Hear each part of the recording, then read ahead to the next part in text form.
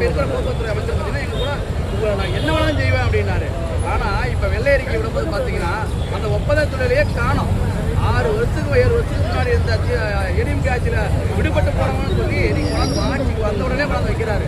அப்போ இத்தனை வருஷமாக வாரியத்துக்காக வேலை பார்த்த தொழிலாளருடைய நிலைமை என்ன?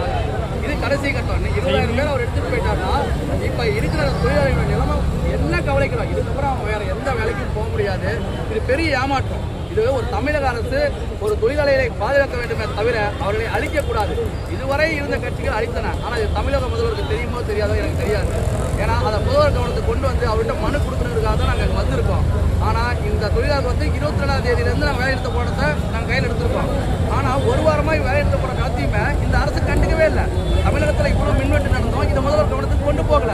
அதனால் முதல்வர்கள் வந்து எங்களை பணி நிரந்தரம் பண்ணோம். தினப்படி அடிப்படையில் நிரந்தரம் பண்ண வரை வேலைநிறுத்த போராட்டம் தொடரும்னு சொல்லி நாங்கள் வந்திருக்கோம். முதல்வர் அவர்கிட்ட இருந்து நாங்கள் தினப்படி அடிப்படையில் சம்பளம் வாங்காமல் அந்த பணி நியமனம் பெறாமல் நீங்கள் வந்து போக மாட்டோம். ஒரு 7,000 எல்லாமே தமிழ்நாட்டில் இருக்கக்கூடிய ஒப்பந்த தொழிலாளர்கள் தான்.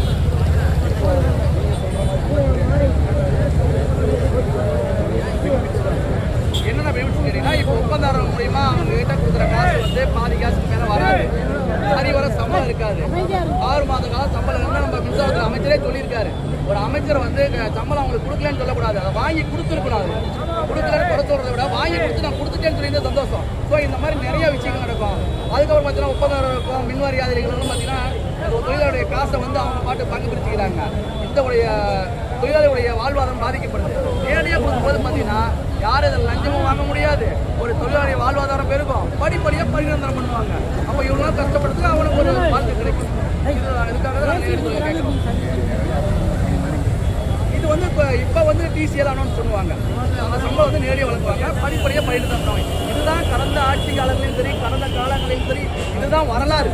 மின்சாரத்துறையில் வரலாறு. அனுபவம் வாய்ந்த தொழிலாளர்களை ஒரு மஸ்தூராவோ ஹெல்பராவோ அனௌன்ஸ் பண்ணி அதுக்கப்புறம் தான் அவங்க ப்ரொமோஷன் படிப்படியாக போவாங்க. இதுதான் தமிழகத்துடைய வரலாறு.